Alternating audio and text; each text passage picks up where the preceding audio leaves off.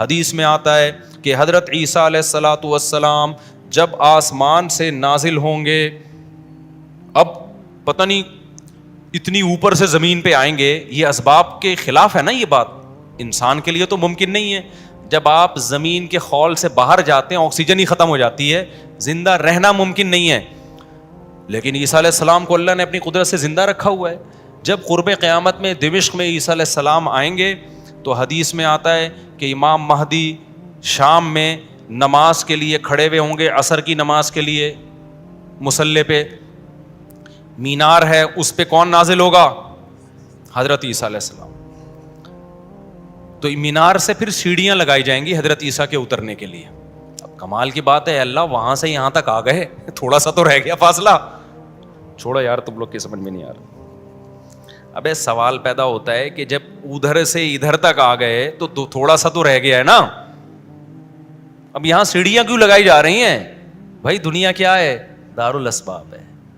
ادھر سیڑھیوں سے جانا ممکن نہیں تھا، وہ اللہ اپنی قدرت سے ہی لے گیا. یہ دنیا دارالاسباب ہے، یہاں پہ کیا لگیں گی؟ سیڑھیاں لگیں گی. وہاں سے نیچے اتریں گے، اتنے بڑے بڑے بال ہوں گے جن سے پانی بہہ رہا ہوگا، کیونکہ حضرت عیسیٰ علیہ السلام کو جب سولی پہ لٹکایا جا رہا تھا اس وقت آپ نے غسل کیا تھا، تو اللہ نے ان کی شکل کا کوئی آدمی کر دیا اور عیسیٰ ابن مریم کو آسمانوں پہ اسی حال میں اٹھا لیا.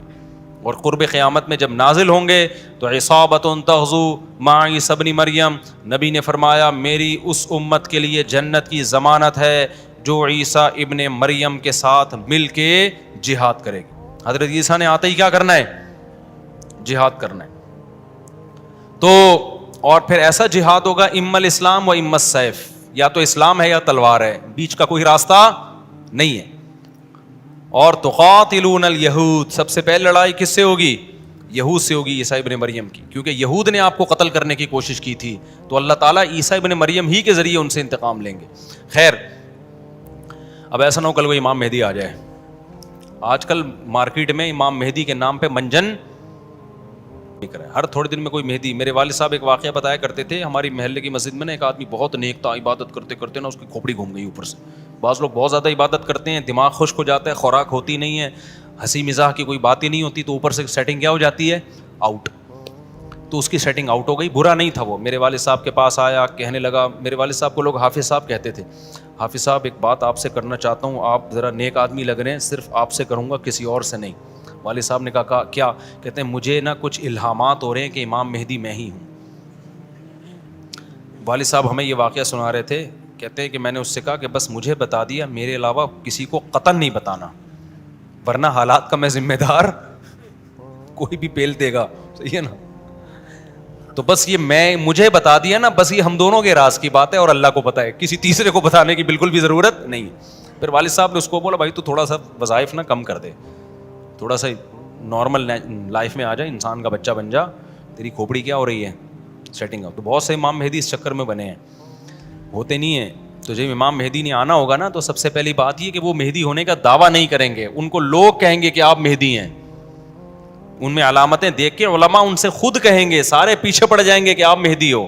سمجھتے ہو کہ نہیں سمجھتے ہو؟ تو جو خود سے مہدی ہونے کا دعویٰ کرے وہ تو مہدی ہو ہی نہیں سکتا. اور جب امام مہدی ہوں گے تو عیسیٰ ابن مریم نازل ہوں گے. جس کے دور میں عیسیٰ نازل نہیں ہو رہے اس کا مطلب وہ مہدی ہے ہی نہیں. تو حدیث میں آتا ہے حضرت مہدی مصلی پہ کھڑے ہوں گے تو حضرت عیسیٰ علیہ السلام آئیں گے تو وہ حضرت مہدی ان کو مصلی پہ آگے کریں گے کہ آپ نماز پڑھائیں. لیکن حضرت عیسیٰ علیہ السلام کس کے حوالے کریں گے مصلی؟ کہ یہ نماز آپ ہی پڑھائیں گے. کیوں؟ مجھے اللہ نے نماز پڑھانے کے لیے نہیں، مجھے کس کے لیے بھیجا ہے؟ جہاد کرنے کے لیے بھیجا ہے. میں تلوار لے کے لڑائی کروں گا، یاجوج ماجوج کو قتل کریں گے. اب یاجوج ماجوج کہاں ہیں اس کے بارے میں کوئی صحیح بات ہمارے علم میں نہیں ہے. ویسے بھی اگر ہمیں پتہ چل جائے کہاں ہیں تو وہ دریافت ہو جائیں گے نا. اور قرآن کہتا ہے قرب قیامت سے پہلے وہ دریافت بولو نہیں ہو سکتے. تو اللہ نے چھپا دیا ہے ان کو. چھپا دیا ہے تو چھپایا ہے اس لیے کہ پہلے نہ پتہ چلے کدھر ہے. کچھ لوگ کہتے ہیں یہ چائنیز ہیں، کوئی بھروسہ نہیں ہے ویسے لگتا ہے کہ شاید ہوں، کیونکہ وہ جو ذوالقرنین نے دیوار بنائی تھی نا سیسا پلائی ہوئی اور پہاڑوں کے پیچھے دھکیل دیا تھا اور پھر بڑی تعداد ہو گئی ان کی، حدیث سے پتہ چلتا ہے شاید وہ، لیکن بہرحال کوئی یقینی بات نہیں ہے. تو یاجوج ماجوج ایک بڑی طاقتور قوم ہوگی جس کو حضرت ذوالقرنین نے سورہ کہف میں اس کا بھی تذکرہ ہے، پہاڑوں کو بند کر کے ان کو دھکیل دیا, کہیں چھپا دیا ان کو, تو قرب قیامت میں وہ نکلیں گے اور پھر دنیا میں تباہی مچائیں گے, اور پھر ان کو کون قتل کرے گا؟ حضرت عیسیٰ علیہ السلام. تو وہ ابھی نہیں نکلیں گے, جب نکلیں گے تو ان کا ابھی دریافت بھی نہیں ہو سکتے وہ. باقی وہ کچھ کہتے ہیں مریخ میں ہیں, کچھ کہتے ہیں کہاں ہیں, ہمیں نہیں پتہ کہاں ہیں. بہرحال بظاہر تو لگتا ہے زمین میں ہی ہے, کیونکہ ذوالقرنین جو گئے تھے مشرق اور مغرب شمال جنوب کا انہوں نے سفر کیا, تو اسی زمین میں کیا تھا سفر. تو واللہ عالم. ہمیں بس اجمالی طور پر ان چیزوں پہ ایمان لانا ضروری ہے. ان کی ڈیٹیل ہمیں بتائی نہیں گئی ہے تو ہمیں ڈیٹیل میں جانے کی اجازت نہیں. باقی قیاس آرائیاں ہوتی ہیں, صحیح بھی ہو سکتی ہیں, غلط بھی ہو سکتی ہیں. اچھا, تو میں یہ عرض کر رہا تھا کہ 309 سال وہ سوئے ہیں. وَنُقَلِّبُهُمْ ذَاتَ الْيَمِينِ وَذَاتَ الشِّمَالِ, اللہ کہتے ہیں ہم ان کو پلٹتے تھے. اب ادھر کو کروٹ لے کے سوچو, اب ادھر. وَكَذَلِكَ بَعَثْنَاهُمْ, 309 سال کے بعد ان کو اللہ نے جگایا. پوری حکومت بدل گئی, پوری حکومت کا تختہ پلٹ گیا. اب جب 309 سال کے بعد اٹھے ہیں تو پیٹ کمر سے چپکا ہوا ہے, ٹھیک ہے نا, بھوک لگ رہی ہے ٹائٹ والی. تو کیا کہتے ہیں, کم لبستم, پہلے آپس میں کہنے لگے ہم کتنا سوئے ہیں, ہم کتنا سوئے. ایک نے کہا لبثنا یومن او بعض یوم, یا تو پورا دن سوئے ہیں, کیونکہ سورج جب ہم سوئے تھے تو یہاں تھا, اب یہاں ہیں. لیکن جب یہاں ہیں تو اس کا مطلب پورا دن تو نہیں سوئے ہم, پورا چکر تو ہو جانا چاہیے تھا نا. مثال کے طور پر وہ سوئے تھے مغرب کے وقت اور آنکھ کھل رہی ہے اشراق کے وقت. اب کنفیوز ہو رہے ہیں نا کہ یار اگر ہم تھوڑا سوئے ہیں تو یہ تو ہمیں لگ رہا ہے بہت زیادہ سوئے ہیں, 24 گھنٹے سے زیادہ تو سو نہیں سکتا کوئی. تو کہنے لگے یا تو ہم پورا ایک دن سوئے ہیں یا شاید اس سے کم سوئے ہیں. کم سونے پر یہ اعتراض ہو رہا ہے کہ نیند تو بڑی شاندار طریقے سے پوری ہوئی ہے, 4-6 گھنٹے میں ایسی ہوتی نہیں ہے. اور اگر زیادہ سوئے ہیں تو سورج جب ہم سوئے تھے وہ یہاں تھا, اب یہاں ہیں, تو یہ تو 24 گھنٹے بھی پورے نہیں ہوئے. کیونکہ ان کا کیا خیال ہے کہ یہ 300 دفعہ پلٹ کے سورج آ چکا ہے. جب کافی دیر ان کی بحث ہوئی تو کہنے لگے ربکم اعلم بکم, اللہ ہی جانتا ہے بھائی کتنا سوئے ہیں, اس بحث سے کوئی فائدہ نہیں ہے, ابھی تو روٹی کی فکر کرو. فابعثوا احدکم بورقکم, یہ سکہ رائج الوقت لے کے جاؤ اور روٹی لے کر آؤ. اب دیکھو یہاں بھی وہ اللہ پہ توکل کر سکتے تھے کہ ہم جا رہے ہیں, پیسے لے جانے کی ضرورت نہیں ہے, ہم نے اللہ کے لیے قربانی دی ہے, کھلائے گا کون ہمیں؟ اللہ. نا بھائی, اللہ نے کہا ہے جتنے اسباب اختیار کر سکتے ہو کرو. تم ایک اجنبی جگہ پہ جا رہے ہو, تمہارے پاس سکے ہونا, پیسے تو لے کے جاؤ. عربوں میں نا جب زمانہ جاہلیت میں حج ہوتا تھا تو دور دور سے جو عرب قبیلے بیت اللہ آتے تھے پیسے نہیں لے کے آتے تھے ساتھ میں, کہتے تھے کہ ہم اللہ کے گھر کی زیارت کے لیے جا رہے ہیں تو کھلائے گا کون ہمیں؟ اللہ, ہم پیسے نہیں لے کے جائیں گے. یہ تو توکل کے خلاف ہے یار. اللہ کے مہمان وہ مثال ایسے دیتے تھے جیسے آپ اپنی نانی کے جا رہے ہو اور اپنے کھانا ساتھ لے کے جا رہے ہو, تو نانی کو غصہ آئے گا نا, بیٹا میں نے تیری دعوت کی ہے تو کھلاؤں گی کون؟ میں کھلاؤں گی تجھے, تو اپنے ساتھ کھانا کیوں لے کر آیا ہے؟ تو کہتے تھے جب ہم کسی کے مہمان ہوتے ہیں تو کھانا ساتھ نہیں لے کے جاتے, میزبان کا کام ہے, تو ہم اللہ کے گھر پہ جا رہے ہیں, ہم پیسے لے کے نہیں جائیں گے, اللہ پہ توکل کریں گے. جب پیسے ختم ہوتے نا تو بھیک مانگ رہے تو بھائی کو اللہ کے نام پہ کوئی کھانا دے دے یار, کوئی تو روٹی دے دے. جب پیسے ختم ہوتے تو کیا کرتے یار, کہیں سے جگاڑ, پھر چوریاں چکاریاں شروع کر دیتے. تو قرآن میں اللہ نے آیت نے نازل کی وَتَزَوَّدُوا, جب حج کے لیے جاؤ تو زاد راہ لے کے جاؤ, پیسے لے کے جاؤ. کیوں؟ فَإِنَّ خَيْرَ الزَّادِ التَّقْوَىٰ, سب سے بہترین زاد راہ تقوی ہے. وہ توکل جو تمہیں بھکاری بنا دے, گناہگار, کیونکہ بھکاری پن یہ تقوی کے خلاف ہے. تو پہلے تقوی کی فکر کرو کہ لوگوں کے سامنے ہاتھ نہ پھیلانے پڑے.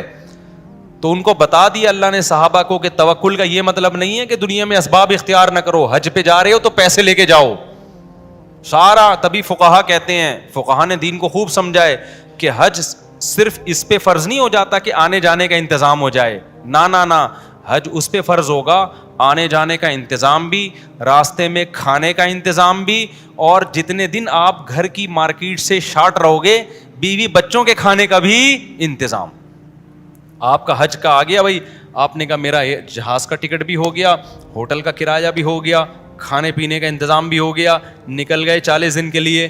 بچے کہہ رہے ہیں ابا مارکیٹ سے کیا ہو گیا شارٹ, ابا ہم کیا کھائیں یہاں پہ؟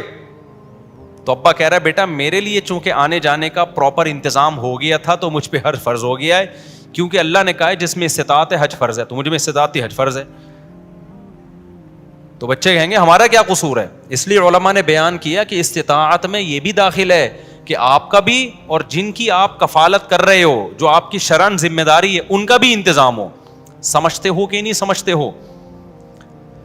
تو انہوں نے اپنے ساتھ سکے لے کے گئے ہوئے تھے. وہ سکہ رائج الوقت, جب نکاح ہوتا ہے نا تو سکہ رائج الوقت, میں نے سکہ رائج الوقت میں آپ کا نکاح فلاں, میں یہ لفظ نکال دیا ہے, میں اتنے پیسوں میں کرایا ہم نے, کیونکہ رائج الوقت ہی سکے چلیں گے نا, یہاں نکاح میں ڈالر تھوڑی دیں گے. کبھی خربوزہ خریدتے ہوئے کہا کہ سکہ رائج الوقت کے مطابق یہ خربوزہ کتنے روپے کلو ہے.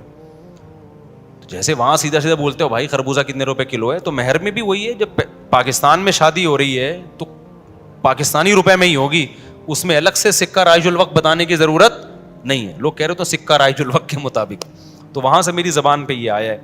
تو انہوں نے کہا بھائی یہ سکہ رائج الوقت ہے, اس کو لے کے جاؤ اور کھانے پینے کا انتظام کرو. پھر کہنے لگے دیکھو وَلْيَتَلَطَّفْ, چپکے سے جانا, وَلَا يُشْعِرَنَّ بِكُمْ أَحَدًا, کسی کو تمہارے بارے میں پتہ نہ چلے. ایسے منہ لپیٹ کے نا چھپڑ میں جانا اور روٹی لے کے چھپڑ میں واپس آ جانا. اس سے بھی پتہ چل رہا ہے کہ وہ اپنی حفاظت کا پورا انتظام کر رہے ہیں, پھر اللہ پہ توکل کر رہے ہیں. کتا بھی ساتھ لے کے جا رہے ہیں تاکہ اجنبی لوگوں سے ہماری حفاظت ہو, یہ بھی پورا انتظام. اور اس کے بعد بھی ایک بندے کو بھیج رہے ہیں بھائی لپٹ کے جانا, پتہ نہ چلے, پکڑے نہ جائیں ہم. اور آگے انہوں نے کیا کہا, فَلْيَنظُرْ أَيُّهَا أَزْكَىٰ طَعَامًا, دیکھنا پاکیزہ کھانا ہو, حلال کھانا لے کے آنا. اس سے بھی پتہ چلتا ہے کہ چونکہ غیر مسلم ریاست تھی نا, وہاں ان پر واجب تھا کہ کھانا خریدنے سے پہلے تحقیق کر لیں کہ حرام ہے یا حلال. اسلامی ملک میں اس تحقیق کی ضرورت نہیں ہے کیونکہ حلال ہی ہوتا ہے. یہاں آپ ہوٹل میں بیٹھ کے پوچھیں یہ گدھے کا گوشت ہے یا بکرے کا گوشت ہے, وہ رکھ کے ایک تھپڑ لگائے گا آپ کے.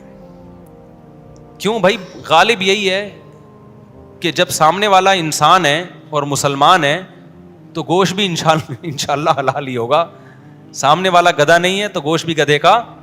یہاں بھی گدھے کے گوشت بکے ہیں مگر ان کا ریشو کم ہے نا, عموماً تو حلال ہی ہوتا ہے.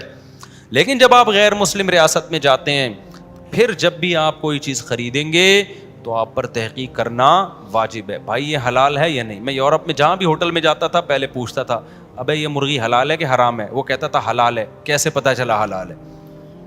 ٹھپا تو سب نے لگایا ہوا ہوتا ہے حلال کا. کہاں سے خریدی آپ نے؟ وہ بتاتا تھا فلاں سے. میں نے کہا آپ کو پتا ہے کہ وہ ہاتھ سے ذبح کرتے ہیں؟ کہ جی ہمیں تو نہیں پتا. میں نے کہا پھر ہم بھی نہیں کھائیں گے بھائی. یہ غیر مسلم ریاست میں یہ تحقیق کیا ہے؟ اطمینان ہو جائے کہ ہاں جی ہاتھ کا ذبیحہ ہے, بسم اللہ اللہ پڑھ کے کہہ رہا ہے, تو پھر آپ کھا سکتے ہیں, ادروائز نہیں کھا سکتے آپ. پھر آپ چلغوزے کھائیں, کچھ بھی کھائیں, گزارا کریں آپ. سمجھتے ہو؟ تو ان لوگوں نے بھی کیا, حالانکہ یہ کتنے شدید بھوکے تھے نا, ان کو تو چاہیے تھا بولتے یار تو جا اور جو ملے لے آ بس اٹھا کے, ٹھیک ہے نا, جو ملے. ابھی حلال حرام کے چکر میں پڑنے کی ضرورت نہیں ہے, بہت ہو گیا یار, بھوک دیکھ یار, ابھی پھر بھی آگے حلال حرام کی تحقیق کرے گا. ابے جو ملے اٹھا کے لے آ, نہ حلال لے کے آنا, حرام سے ایوائڈ کرنا. اب جب وہ بندہ آیا نا سکہ رائج الوقت لے کے, تو جب وہ اس نے سکہ دیا تو وہ دکاندار نے بولا ابے یہ کون سے زمانے کا سکہ لایا بھائی تو, ٹھیک ہے نا, یہ کرنسی تو کیا ہو گئی ہے, 300 سال پہلے یہ نوٹ ختم ہو چکے ہیں. اس پہ تو جس بادشاہ کی تصویر ہے وہ بھی بت پرست بادشاہ تھا, اس کا تو خاتمہ ہو گیا ہے. یہاں تو جہاد ہوا, دوسری قوموں نے حملہ کیا, پوری ریاست کیا ہو گئی ہے, ختم. اچھا وہ بھی دیکھ رہا تھا کہ یار یہ تو وہ شہر ہی نہیں لگ رہا, میں کوئی گوگل نے غلط تو نہیں بتا دیا کہیں مجھے, ہے بھائی. وہ بھی یہی سوچ رہا نا جو کہ بھئی میں کہاں ہوں, یہ وہ جگہ ہی نہیں لگ رہی. تو 309 سال میں تو سب کچھ چینج ہو جائے گا نا. بالآخر قرآن میں چونکہ اختصار ہے, بہت شارٹ واقعات سناتا ہے. بالآخر کیا ہوا کہ لوگوں نے اس سے پوچھا تم کون ہو, اس نے پوچھا بھائی وہ کہاں ہے, انہوں نے کہا وہ تو 309 سال پہلے ونس اپون اے ٹائم ایک حکومت تھی, پھر یہ ہوا, پھر علامتیں دیکھی گئیں, یہ پرانے سکے نکلے.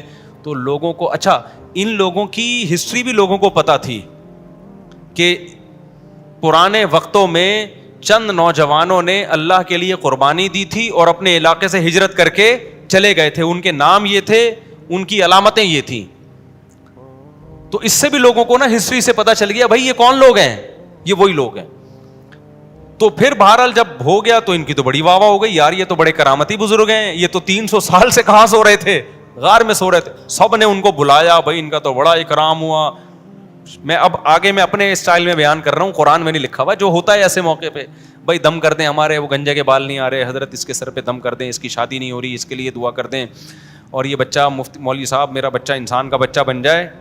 ہم نے جب پیدا کیا تھا اس وقت انسان تھا, لیکن اب جو رپورٹ ہے اس کے مطابق یہی جو شکایتیں آ رہی ہوتی ہیں, کوئی پھونک لگا دیں, کوئی تبلیغ میں نکال دیں, کوئی نصیحت کر دیں, جو بھی ان کا اتنی عزت ہو گئی, پھر انہوں نے وہ سب آ گئے, اور ان کی بڑی جو اللہ نے نا ان کی دعا ایسے قبول کی کہ بجائے ہجرت کرنے کے انہی کے وطن کو ان کے لیے سوٹیبل بنا دی, اور بالآخر ایک وقت کے بعد ان کی طبعی موت ہوئی.